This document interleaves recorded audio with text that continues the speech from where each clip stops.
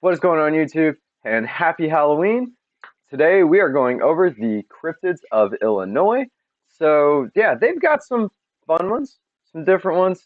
Kind of, like some of the names seem really interesting. I actually genuinely did not really read this. I just made sure there was a cool enough list. Because I always like to be surprised and get like head front information.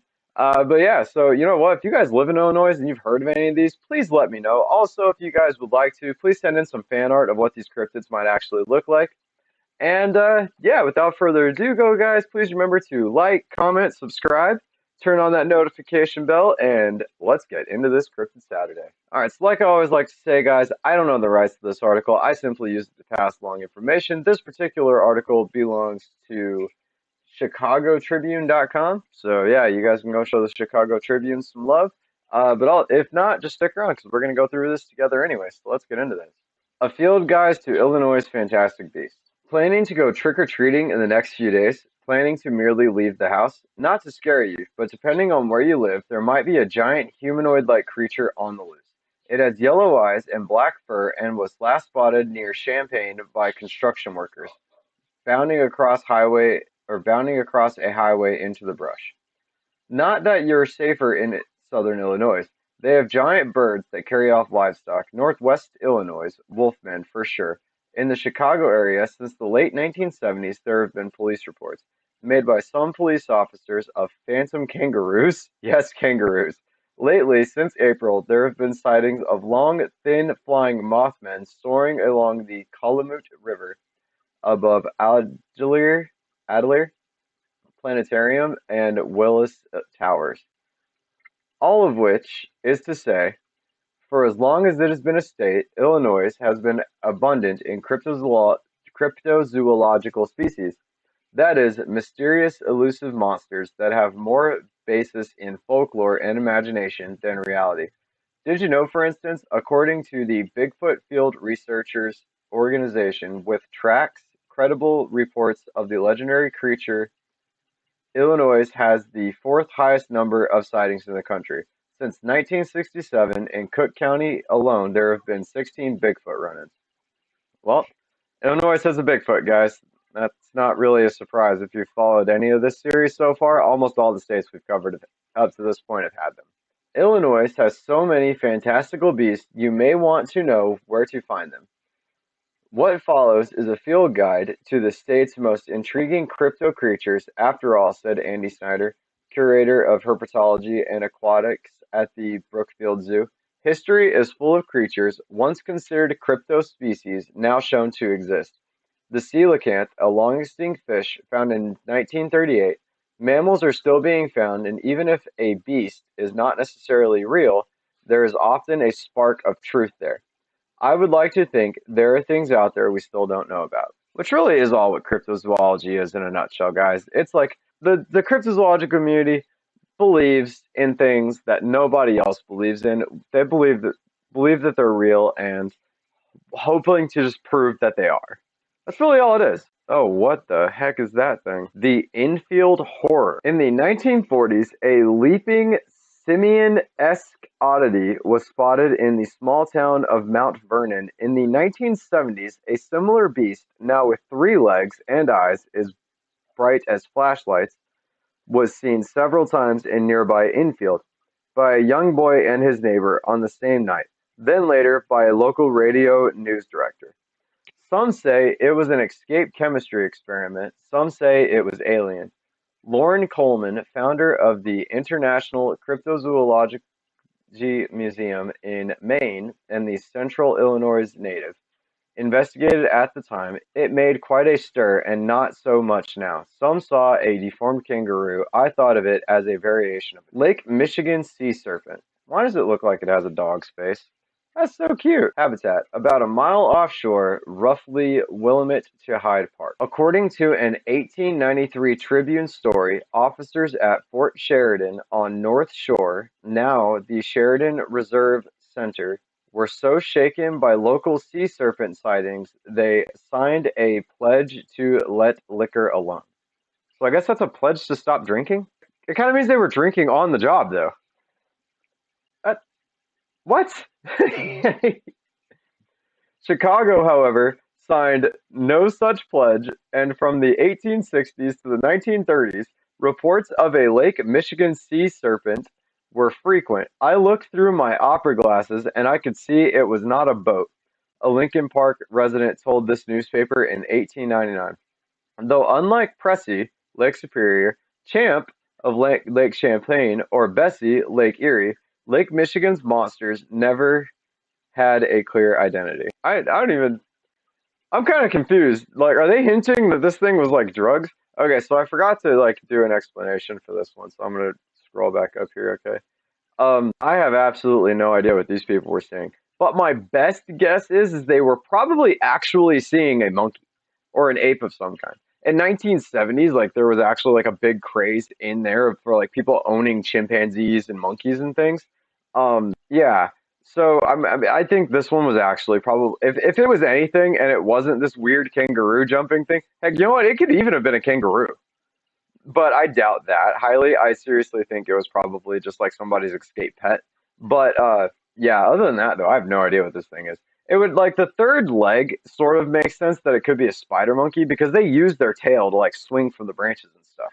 So if you don't really know what a spider monkey is, which is the 1970s and 1940s, so you it's not like people didn't know what they were back then, but just to like a common person, I mean, yeah. That's my best guess though, but if not, like that's just fun. This one, I don't know what this could be. I mean, to be honest with you, it sounds like this was literally a story made off of people drinking alcohol. I mean, there's all kinds of fish out there that could fit, make somebody think it was a sea serpent. I mean, I don't know. Water is fun because there's lots of stuff in it that looks really crazy. So, I guess insert random large aquatic thing here.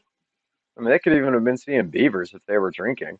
Which I don't know. Let me know if you guys think that. But like to me, it sounds like this said is like people were shaken, like they were scared of the story, so they started drinking, and then they signed pledges to not drink while they were on duty, which is weird. And then, but then it just straight up says like Chicago did not sign anything, so I guess they just kept drinking. I don't even know what to think about that one. Oh, but that's fun. Giant birds. What have they drawn? That doesn't even look like a.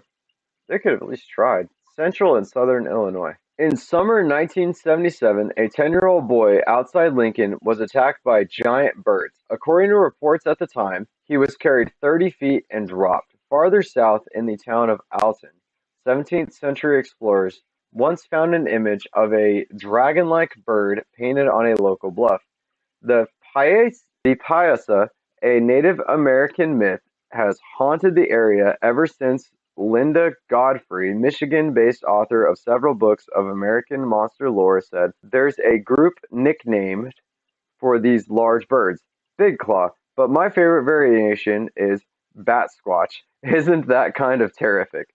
She notes that an African marabou stork did escape briefly from the Brookfield Zoo in summer 1977, but it likely was not the bird that attacked the child. It was probably an eagle that attacked the child. Eagles get big, and but they can't like lift a human. So that's what throws us in. I think I've seen something else about this, about like thunderbirds. Like this was actually used as an example to cover down on thunderbirds. Which sure, that's their own thing. They're giant birds. People think they still exist because they sort of did. The Haast eagle was really big, but that wasn't in North America. I don't know. Like a marabou stork escape makes sense as like a misidentification, but I don't know what would have picked up the kid. My best guess would be he got attacked by an eagle, but eagles can't lift things, so like that at least. So it's like, yeah. But hey, you know what? Maybe there are just giant thunderbirds flying around. I certainly would like to think so, because that would be cool. Kind of give credit to like the flying on a bird thing. Okay, so abominable swamp slobs. It looks like a Bigfoot that needs to take a bath. Not to be confused with the Stump Pond Monster or Tuttle Bottoms Monster, the elusive ASS, as it was cheekily nicknamed by late lore expert John Keel, is occasionally associated with vertically descending lights, implying an extraterrestrial. If so, legend says it's a smelly alien, the most famous Illinois ASS as the Murfreesboro Mud Monster, spotted throughout summer 1973, Witnesses included a 4-year-old boy who told his parents, according to the Alt Travel Guide, Weird Illinois, a big white ghost was in the backyard. The neighbors saw it too. I'm not gonna lie, I'm struggling to think of any logical explanation for what that could be. They didn't say they saw like a human, but they think it's like an alien. But glowing eyes could have just been some like actual like raccoon or something crawling down a thing. Raccoons get big, but they don't get that big. Eh. You know what? I actually don't know on this one. This one's kind of out there, to be honest with you. Giant black panthers. There we go. This will be a fun one. Guess what, guys? Mountain lions exist. I'm pretty sure there's footage of actual black panthers now, so I'm gonna just go ahead and say it's probably what this is, unless this thing has like some mystic powers. Well, let's find out. Decatur area lore. Of all the cryptozoological species in Illinois, this one is the least imaginary. For decades, Illinois has been rife with tales of large, mysterious black cats racing through fields and slinking back into wooded areas. There's often a touch of the Hound of the Baskervilles to stories, brutal lunges at throats, and disappeared farm animals. Coleman's Mysterious America, the Bible of North America mythological creatures, lists dozens of sightings going back to 1917. Coleman himself said he saw one in 1969 and that he figures one or two possible explanations. A strain of dark mountain lion, yet to be confirmed, or an American lion, a massive cat that last existed during the Ice Age. Snyder of the Brookfield Zoo has a simpler answer. Cougars are now regularly seen throughout the United States in places where you don't expect, many of them moving into new areas, and I would be more surprised if there wasn't a cougar or two in Illinois. Yeah, I mean, that's my answer. Like, those kind of cats exist, guys, and I think now we've actually got, like, a picture of one here. Let's see if we can. Okay, I couldn't find the picture of what I was actually hoping to show you guys, so I'm gonna apologize ahead of that. But yeah, no, I mean, also, it gets dark. You see a cat. I mean, it's big cougars. Cougars exist. So there's your answer for that one right there. But I do not believe that American lions still exist. They went out way long time ago. There's no way we wouldn't know if one of those was still around, at least in the U.S. But at least in my opinion. But I mean, honestly, you never know though. So but they've just been gone for too long to I think to still be around. The Coal Hollow Road monster, Peoria area, not to be confused with the similar Farm City monster. The Coal Hollow Road monster, or Cohomo, as locals call him, was so popular in the summer of 1972 that more than 200 cars turned up at Coal Hollow Road to catch a glimpse. A month later, a 100-man search party set out to capture it until a volunteer shot himself in the foot. One of the first people to see the Cohomo admitted to the Peoria Journal-Star decades later that he never saw anything, and yet Cohomo was last spotted in Kankakee County as recently as 2000, according to the Mysterious Heartland website. I think that was just a person. That's what makes sense to me. That one was probably just a person. The Wolfman of Chestnut Mountain, Galilee area. Not to be confused with the Dogman of McHenry or the many dog people reported throughout Michigan since the 19th century. I don't believe this is a traditional medieval werewolf, said Godfrey, whose book American Monsters recounts a harrowing 2010 encounter between an Illinois behavioral psychologist and the beast. I prefer unknown upright canid. As a reporter in Wisconsin in the 1980s, Godfrey heard stories about a wolfman consistent with the 2010 tale. The woman is driving her fiancé near Chestnut Mountain. They're on a back road. They see a wolf walking on hind legs, and it looks at them for a moment. Then it leaps off at a great speed. I think there are more sightings like that, but people don't want to be ridiculed.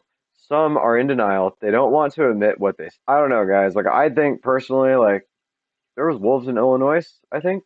So maybe a wolf, maybe a coyote, like a large coyote, with something wrong with its legs, so it's like jumping on its back legs. It could have been a bear standing up. It could just be a lot of different things when it comes to like werewolf stories, or it's just real werewolves.